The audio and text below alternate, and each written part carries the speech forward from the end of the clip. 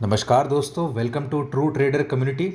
तो आज जैसा कि हम लोगों ने देखा कि निफ्टी अपना ऑलमोस्ट लाइफ टाइम हाई बनाते बनाते रह गया और हम लोगों का कल का प्रिडिक्शन था कि हो सकता है निफ्टी 25,000 से ही घूम जाए और आज का लो था निफ्टी का 24,975।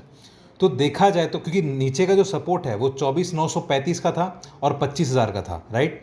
तो ये इसके बीच से ही आ करके ऊपर की तरफ चला गया, राइट।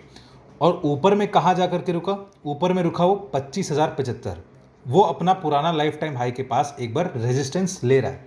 ऐसा क्यों हो रहा है? क्योंकि क्या होता है, कुछ लोग जो यहाँ पे बाइंग करते हैं, इस जोन में जो बाई करता है वो पिछला लाइफ टाइम हाई के पास तो प्रॉफिट बुक करेगा ही करेगा, और साथ में कुछ लोग यहाँ पे शॉर्ट भी करेंगे क्योंकि उनको दिख रहा है कि इतना बड़ा फॉल यदि आया था तो हो सकता है एक बार वापस से एक फॉल दिखने को मिल जाए। लेकिन इसी वजह से हम लोग देख रहे हैं कि निफ्टी में अभी ऊपर की तरफ में थोड़ा प्रेशर दिख रहा है।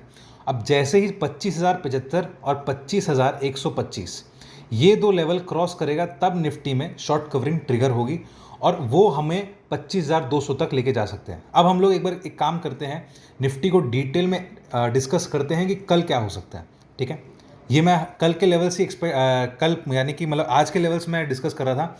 अब मैं बात करता हूँ कल के लेवल्स क्या हो सकते हैं। तो 15 मिनट के चार्ट पर हम लोगों को दिखाई दे रहा है कि निफ्टी जो है वो कंसोलिडेशन जोन में चल रहा है, राइट। वो ऊपर के साइड में देखा जाए तो कल क्या हुआ था, मैं बात कर रहा हूँ मंडे को क्या हुआ था। वो एक बार में गैप अप ओपनिंग के बाद ऊपर जा करके वो कंसोलिडेट कर रहा है और उसका कंसोलिडेशन जोन कहाँ है? नीचे में 24,975 और ऊपर में 25,075। तो ये 100 पॉइंट के रेंज में निफ्टी जो है वो कंसोलिडेशन जोन में चल रहा है, राइट।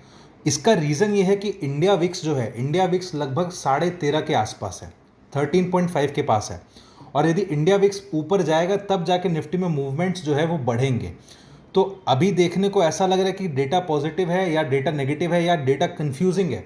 तो ये क्लैरिटी मिलना अपने को थोड़ा सा समझ नहीं आ रहा है, अपने को बाजार थोड़ा कंफ्यूज करने की ट्राई कर रहा है, राइट। तो अब हम लोग इस बेसिस पे क्या डिस्कस कर सकते हैं, इस बेसिस पे हम लोग क्या लेवल्स देख सकते हैं।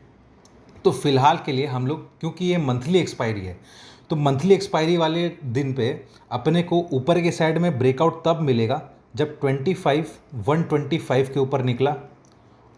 तो उसका ऊपर का टारगेट कितना बनेगा? सबसे पहला टारगेट बनेगा 25,200 और उसके बाद 25,250। ठीक है, अब मैं 25,250 के ऊपर फिलहाल क्यों नहीं एक्सपेक्ट कर रहा हूं? अगेन सेम आंसर रहेगा, वो आंसर है इंडिया विक्स। अच्छा, ये हो गया ऊपर के साइड में। अब डाउन साइड का भी बात कर लेते हैं। तो डाउन साइड में जैसे ही निफ्टी 24,950 के नीचे जाएगा, ठीक है, 940 कर दो क्योंकि हो सकता है 950 से ही घूम जाए। तो 940 के नीचे निफ्टी यदि जाता है तो इन दैट केस हमारा वो निफ्टी थोड़ा सा कमज़ोर हो सकता है, कुछ लोगों के थोड़े स्टॉप लॉस ट्रिगर हो सकते हैं। तो निफ्टी उससे नीचे कहाँ जा सकता है? वो जा सकता है 24,850 और 24,800। ठीक है, ये मैं इससे ज़्यादा मूवमेंट की एक्सपेक्टेशन कल के दिन नहीं कर रहा हूँ। ये हो गया आपका निफ्टी का पूरा डिस्कशन। अब आ जाते हैं हम लोग बैंक निफ्टी पर। तो बैंक निफ्टी में हम लोगों ने कल के ऊपर के टारगेट्स दिए थे। ऊपर के टारगेट्स में हमारे पास 51,410 था और 51,500 था। तो 51,500 तो आया नहीं, लेकिन 51,404, आज का हाई 51,404 है। तो बैंक निफ्टी में हमारा ऑलमोस्ट टारगेट अचीव हो गया था। और डाउन साइड में हम लोगों ने बोला था कि यदि डिप आया तो पहले डिप आपके पास 51,150 का तो आएगा ही, और 51,000 का भी एक अच्छा डिप आना चाहिए। तो वो आपको चांस बैंक निफ्टी ने दिया और आज का लो बैंक निफ्टी का 50,935 के आसपास है। ठीक है, तो ये आपको बैंक निफ्टी में एक अच्छा मूवमेंट कैप्चर करने को मिला होगा।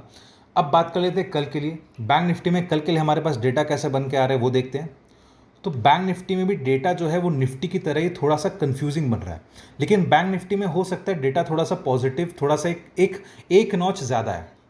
यानी कि बैंक निफ्टी में अभी के लिए हमारे पास सपोर्ट जो है वो 51,000 के साथ साथ वापस से 51,150। अब आपको लग रहा है कि ये मैं रिपीट कर रहा हूँ, इसका रीज़न ये है कि बैंक निफ्टी का डेटा ही ऐसा बना है। आज यदि आप पोस्ट मार्केट क्लोजिंग देखोगे तो बैंक निफ्टी में पोस्ट मार्केट क्लोजिंग 100 पॉइंट ऊपर हुआ है।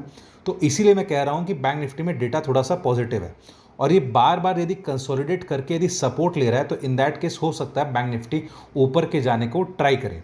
तो अगेन हमारे पास ऊपर के टारगेट्स क्या आ रहे हैं? 51,150, नीचे में 51,000 एक और हमारे पास स्ट्रॉन्ग सपोर्ट है। तो ऊपर के टारगेट्स हमारे पास होंगे 51,300, 51,400। ठीक है, मैं एक बार इससे ज़्यादा एक्सपेक्ट फिलहाल के लिए नहीं कर रहा हूँ। आपको लग रहा होगा सेम लेवल से, लेकिन बैंक निफ्टी क्योंकि रेंज बाउंड है तो इसीलिए हमारे पास ये टारगेट्स मिल रहे हैं।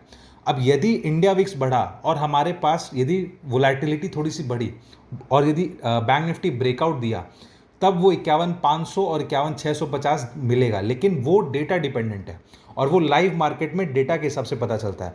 तो आपको हमारे साथ जुड़ना होगा यदि आपको लाइव मार्केट्स में आपको गाइडेंस चाहिए तो।